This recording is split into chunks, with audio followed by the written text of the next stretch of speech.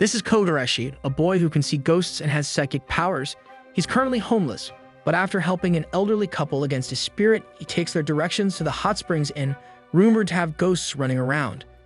As soon as he reaches the inn, he enters the hot spring bath only to find out that the ghost of the inn is actually a beautiful girl. Unfortunately, she knocks him out with a bucket after she realizes that he's actually able to see her.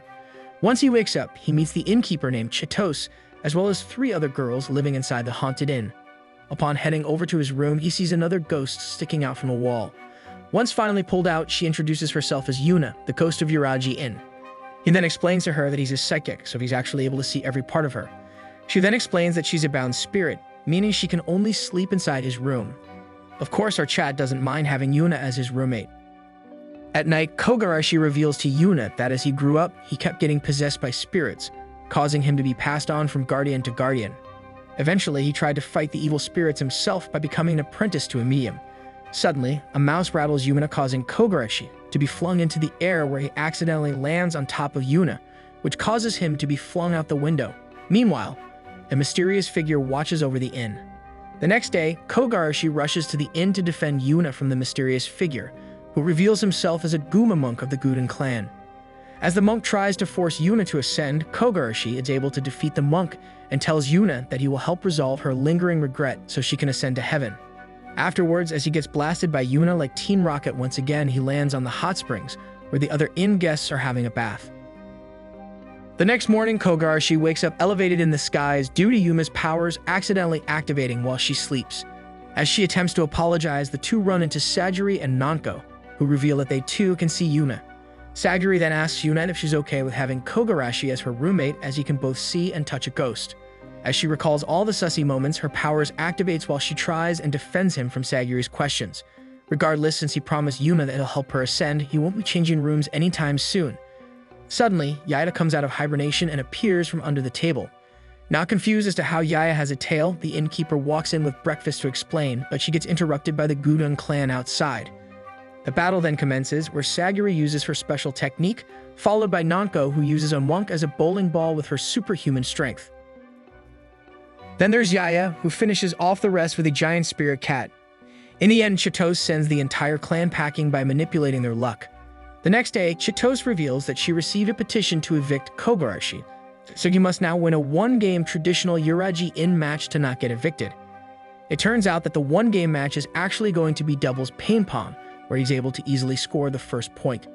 Fortunately for him, Kogarashi has been previously possessed by a ping-pong coach, allowing him to go to ping-pong nationals. Sagiri then counters by using Naruto clones. However, Yuuna returns every serve with her powers. In the end, Kogarashi and Yuuna win thanks to her powers, but Yuuna accidentally sends them all blasting off again. He then trips on a ping-pong ball and accidentally lands on Sagiri and Yaya. As Yuuna dreams of Kogarashi, she wakes up unable to find him, so she floats around panicking and looking for him. However, Chitos lets her know that he had to leave early since today is his high school entrance ceremony.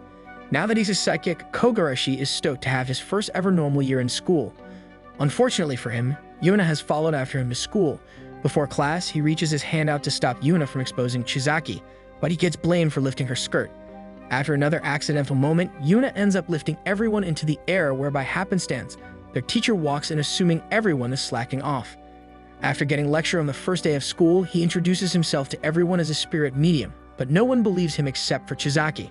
She reveals that on one specific night, her stuffed animals started to fly around and needs advice. She ends up bringing him to her room, where he proceeds to beat up all of her stuffed toys. Unable to find and exorcise the spirits within the stuffed animals, he sends Yuuna to try and find his seal inside them, but one of the toys suddenly scare her, causing Kogarashi to fall on top of Chizaki. After getting kicked out of her house, a masked figure appears around the corner. As Chizaki contemplates on whether or not she was too hard on Kogarashi, the animals come alive, only for her to be saved in time by Kogarashi. They then attempt to find the culprit by following the spirit lines, leading them to the masked figure earlier. It summons a demon spirit, but Kogarashi is able to easily defeat it. After its defeat, the figure reveals themselves as a young girl. After apologizing, she introduces herself as Koyuzu, part of a supernatural raccoon clan. She explains that for her to transform into an adult, she needed to see Chizaki's chest, since she has the best features. In awe, she looks at them one more time. The next day, Kogarashi wonders how a bound spirit can fly around so freely everywhere. Yuuna says that after trial and error, she's only bound to the inn when she sleeps. After talking some more, the two encounter a thankful Chizaki, where it's revealed that Koyuza now lives with them at the inn. The next night, Sagiri is on a mission to dispose of a hair-eating monster, which she easily completes, where she then mentions a known group of psychic ninjas that hunt down cruel spirits at night. Meanwhile, at school, Kogarashi and Yuuna run into Sagiri, who turns out to be in the same year as him. She's known as Akino, and she's super popular due to her attractiveness. However, Sagiri brings the two to the school rooftop, where she asks to hire him for help with hunting down a spirit. At night, before the meeting, two guys trouble her, but she easily defends herself. Afterwards, she gets Kogarashi to change into an outfit, and they head to a park to investigate. It turns out that the victims of the park are always a couple, so she needed his cooperation to lure the spirit out. As they walk around the park, the black fog refuses to appear, so they lock arms to try and look more like a real couple. Suddenly, the fog appears, and after a powerful punch from Kogarashi, a massive spider spirit is revealed. Sagiri then instantly takes care of the spirit, but she gets sent flying only to be caught by Kogarashi. Afterwards, she thanks Kogarashi for helping her, but he comments how she looked cute in her outfit earlier, causing her to get flustered. Please leave some love if you watched this far. For the next few days, Sagiri is kept wondering whether or not she should wear that same outfit. Regardless, at dinner, the group talk about how Yaya is possessed by a cat god. Later, Chitose announces that she's leaving for her annual Hot Spring Association's trip and asks if everyone will be okay. Since Chitose is now absent, they get cat food for breakfast. During dinner, they get junk food, and when they finally get decent-looking meals, it turns out that Yuuna actually swapped vinegar and cooking oil. With disaster on the rise, Kogarashi takes his turn and cooks an amazing meal as he was once possessed by a legendary chef. After his legendary meal, Yaya started to follow him around everywhere. She follows him to the bath, saying she'll wash his back for him. Confused to why she's stalking him, Yaya reveals that she wants the same legendary meal again, but this time for her cat god since it was so amazing. Afterwards, Yaya asks if he would grill fish for her sometime again. Back at school, Chizaki wonders what Yuuna is like, so both Chizaki and Yuuna start to communicate with each other by using notes. Eventually, Yuuna reveals that she's been staying in the same room with Kogarashi, causing Chizaki to freak out during class, so she gets punished by the teacher to put away materials after school. Later, after finishing her punishment, she lets Yuuna inspect her school outfit. One after another, it leads to a sussy scene with Kogarashi walking in. Eventually, the girls get close enough that Chisaki wants a parting gift by taking a picture together. Unfortunately, since she's a ghost, she shows up as an outline of an actual ghost on the picture. Back at home, it's revealed that Nanko is actually a manga artist, and she shows off her room. With a strict deadline due tomorrow, the three end up spending the entire night working on her new release, where Nanko uses Kogarashi as a male reference for her manga. Later, as Kogarashi is amazed that Nanko hasn't drank the entire night, she reveals that she used to be a spirit hunter like Sagiri, until she got badly injured, causing her to try and live life to the fullest rather than do what she's told to do. After pulling an all-nighter, her assistant sprints out to hand in the manuscript while she celebrates with her first drink of the day. The next morning, Chitose cooks up a hearty meal for the entire group before they depart, much to everyone's delight. As Chitose heads out as well, she almost encounters Kogarashi heading back home as he forgot his gym clothes. To avoid the duo from seeing her, she sends a boar towards their path to distract them using her luck manipulation. As she barely escapes, it's revealed that she's been going to school the entire time and she doesn't want the others to find out. As she's strolling along and having fun in school, she runs into the school principal who used to be friends with Chitose since he was young. But since Chitose is a household deity, she stayed the same age. Later, while grabbing food, Chitose and her friends are bothered by a bunch of punks, so she sends bad luck their way only for Kogarashi to show up and defend her. The next day, Kogarashi and Yuuna head over to the Yukamiri hot springs to fulfill one of her regrets. Yuuna then shyly asks if this counts as a date because she's always wanted to go on one, to which Kogarashi agrees and attempts to go along with it. As he checks in, he says to the receptionist that he's on a date, but she can't see anyone beside him, causing everyone to think he's a weirdo. Regardless, they head to a shop because Yuuna needs a bathing suit, and at the shop, Kogarashi picks one out for her. As they continue to try and do more date-like activities, like ordering a special couple's drink or couple's cake, he gets refused as it's for couples only. Unable to do much at a couple's hot springs with an invisible date, they head on to a water slide as their last-ditch effort. With a wardrobe malfunction, they exit the slide with a massive splash, causing Kogarashi to become unconscious. Later, After regaining consciousness, they spend the end of the day trying to relax at the hot springs where Yuuna asks if they can come back again, but this time with the normal Kogarashi. The story continues with two girls approaching an obtuse Lord Genshiro, so he mistakes their approach as them wanting to be his wives. Luckily, Oboro comes to the rescue of the girls and reminds him that ordinary girls are not fit to be his wives. Back at the castle, Kogarashi wakes up alongside an aloof Yuuna who blasts him into the air after realizing what's happening. Afterwards, Yuuna is distressed for always blasting Kogarashi into the river, but Chitose, Sagiri, and Yaya all reassure her that it's perfectly fine. During breakfast, Koyuzu makes a remark about the two looking like a married couple, but Kogarashi refutes the notion by sarcastically asking who would want a wife that blasts you into the river every morning. Meanwhile, Oboro Kara chops Genshiro once again, for always trying to make every girl he sees his wife. Suddenly, he notices Yuuna and instantly falls in love. Surprised, Yuuna asks if he can really see her, so he grabs her, causing Yuuna to send him off into the river. Genshiro then reveals his supernatural powers by getting back onto the bridge and proclaims that he's taking her as his bride. Koyuzu then attempts to stop him from taking Yuuna, but is easily defeated by Oboro. It's then revealed that Genshiro is actually the Black Dragon God, a divine spirit who rules over Ryuga Lake. While walking home with Sagiri, Koyuzu informs him of what has happened, causing Sagiri to explain that even if her entire ninja clan banded together, a divine spirit like Genshiro would still be too strong to confront. At Genshiro's castle, the Susibeka whips out an ancient relic to forcefully change Yuuna into outfits he deems fitting. Meanwhile, Kogarashi, Sagiri, and Koyuzu make their way towards Ryuga Lake located deep underground. Upon arriving at their destination, Sagiri switches into tight spirit clothes and is forced to brush against Kogarashi to evade patrol. Eventually, they make their way to the gate, but he gets instantly captured and brought forth to Genshiro. Now in front of the dragon god, Genshiro asks how far Kogarashi has gone with Yuuna in regards with their supposed nightly sexy times. Now realizing that Genshiro is worried about whether or not they've been actually romantically involved, Kogarashi uses this to his advantage to distract him while Sagiri makes her way to Yuuna.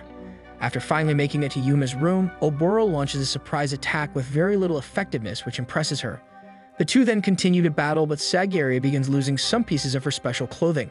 Eventually, she loses and gets captured, only to be brought alongside Kogarashi.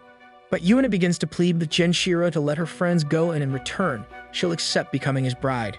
Suddenly, Kogarashi blurts out that Yuuna takes baths with him, causing Genshiro to be filled with fury, so he ends up kicking him straight to the sky. After surviving the hit like a boss, he warns Genshiro to let both Yuuna and Sagiri go, but is only met with laughter. Afterwards, Kogarashi proceeds with a powerful direct hit to Genshiro, sending him straight to the sky while casually mentioning that he was once possessed by an overpowered spirit. A flashback then occurs with Oboro being tasked as the guardian of Genshiro by Genshiro's mother to help the Ryuga clan. Back in the present, Oboro fights Kogarashi as she reveals that she was born from the tail of the previous Black Dragon god. However, Kogarashi begins to throw insanely powered punches, so Oboro pulls out the "she's a woman" card, causing Kogarashi to stop attempting to hit her as he proclaimed that he would never hit a woman. As such, he begins to just endure her attacks until Nanko and Yaya arrive to provide backup. Chitose would have came as well, but since this deity controls rain and water, she didn't want to affect the others with misfortune. Regardless, Oboro finally decides to stop fighting and goes along Kogarashi's plan. As such, she tells an injured Genshiro that his punch ended up vaporizing Kogarashi. She then explains to him that both Sagiri and Yuuna are now ascending to heaven after being so fulfilled due to his profound love for them, which he ends up believing. The next morning, Kogarashi finds himself holding on to Oboro, much to his surprise. On the weekend, Chizaki makes her way to the hot springs Inn to visit, although she's a tad bit scared. However, she walks in on a sussy scene with Oboro on top of Kogarashi, and a delighted Koyuzu heads to greet her. Meanwhile, Sagiri begins to compare her femininity against Chizaki, which easily dampens her mood. As such, when everyone goes to formally meet Chizaki, she changes into more feminine clothes. The group then decide to head to the bath, where Oboro asks Chizaki for advice on Kogarashi, saying she has no feelings for him, but she just wants her child, shocking the rest of the group. Back at Yuuna's room, she explains that she can stay in her object-touching mode while asleep, which Chizaki remarks as her akin to being an invisible person rather than a ghost. Regardless, the three decide to have girly time and start talking about their love life as well as tips on how to bewitch a man. At night, Chizaki becomes in disbelief once Kogarashi gets home early and decides to join in as she has never had slept next to a boy. As she tries to sneak out, half-asleep Yuuna makes it impossible for her to move. Nevertheless, Chisaki ends up in a compromising position which becomes more sussy by the minute. Suddenly, Oboro adds to the chaos and jumps onto Kogarashi, explaining that she read a book and thus it is time for procreation. However, much to Chizaki's and Oboro's surprise, Kogarashi remarks that he only wants to do sexy time with a woman he's seriously in love with. The next morning, Chizaki ends up writing down a secret for Yuuna. The next day, the school plans on going on a seaside trip, which raises the question of which bathing suit should Sagiri bring. Meanwhile, fellow Chuma ninja Urara asks Sagiri to bring along the human who defeated a god-class deity with one blow when they go shopping for bathing suits. Back at the Hot Springs Inn, Sagiri struggles to ask Kogarashi to go to the swimsuit shop with her, so she just blurts out that a monster happened to appear there.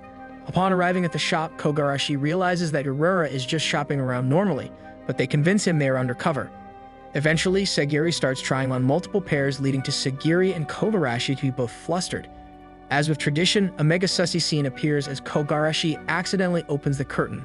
Regardless, on the way home, they finally reveal to him that the monster was all a lie, and they just needed some shopping done with the boy's opinion. The next day on the school bus, schoolmates start saying how there's no such thing as ghosts, which frustrates Siri. After finally arriving at the beach, all the boys start to gawk at Sagiri until Chizaki shows up. As the group have fun, the seaside monster causes Chizaki to brush up against Kogarashi. Suddenly, the yukai grabs the rest of the group, where it's revealed to be Hydra Eel. As such, Kogarashi dives deep into the water and easily destroys the main body of the Hydra Eel with one single punch. Afterwards, Chizaki attempts to tell some of the boys in her class that she got saved by Kogarashi, but no one believed her. So Chizaki and Sari decide that during the test of courage at night, they'll get Sagiri and Murara to summon a monster and have Kogarashi defeat it, while the two spread the story so people start believing him. However, their plan does not go according to plan when Chizaki is the one that gets paired with Kogarashi. Meanwhile, an actual yukai appears during the night. It's then revealed that two boys who don't believe in Kogarashi accidentally summon the yukai. However, Kogarashi shows up in time before they could get devoured. He then tells the boys to apologize for disturbing the yukai's slumber, but the monster reseals himself as he realizes that Kogarashi is way too powerful. Back at the Seaside Hotel, the girls continue to have fun in an open-air bath with an amazing view. The girls then invite Kogarashi over at night, so he makes his way through the window to evade the teachers guarding the hallways, revealing that he was once possessed by a rock climber. Suddenly, a teacher comes to check on the girls, causing Kogarashi to be sandwiched by the three girls. Eventually, Yuuna's poltergeist powers activate, which allows Kogarashi and his friend to escape. The next day, some of his classmates ask if he's taking Chizaki to the dance tonight, which he denies. During the dance, it appears that Kogarashi is dancing by himself as Yuuna is invisible to the rest of his class. When they return after the trip, Kogarashi, Sagiri, and Yaya starts preparing for their upcoming exams, but Oboro makes a love potion with the help of Koyuzu to make Kogarashi fall in love with her. But Sagiri accidentally drinks the potion and falls for Kogarashi. As such, she climbs on top of Kogarashi and makes her advances. However, just then, the effect of the potion wears off and she becomes embarrassed, causing her to lock herself in her room. As summer approaches, everyone leaves for their home during summer vacation, and the only left as residents of the inn are Kogarashi, Yuuna, Nanko, and Oboro. However, Nanko gets a call and learns that her helper is down with a cold, so she asks the remaining members for help in return for a free trip to Okinawa. As such, after completing the manga, they all go to the beach, where Nanko, Oboro, and Yuuna make Kogarashi rub sun oil on their backs. After an accident in which Kogarashi goes flying in the sky, he sees a ghost standing on a cliff. After investigating, they find that the ghost is actually waiting for her dead lover to come and finally meet her, which is revealed to be her supposed lingering regret. As such, Kogarashi and Yuuna decide to help them, allowing the lovers to meet up with each other, which allows them to peacefully ascend to heaven. After the ordeal, Kogarashi asks for the details about Yuuna's life when she was still alive. Unfortunately, she doesn't remember anything from her former life. Regardless, Kogarashi promises to make her happy and someday help her in fulfilling her lingering regret to allow her to ascend. After the summer vacations are over, their life continues again with the same good morning blow and original routine.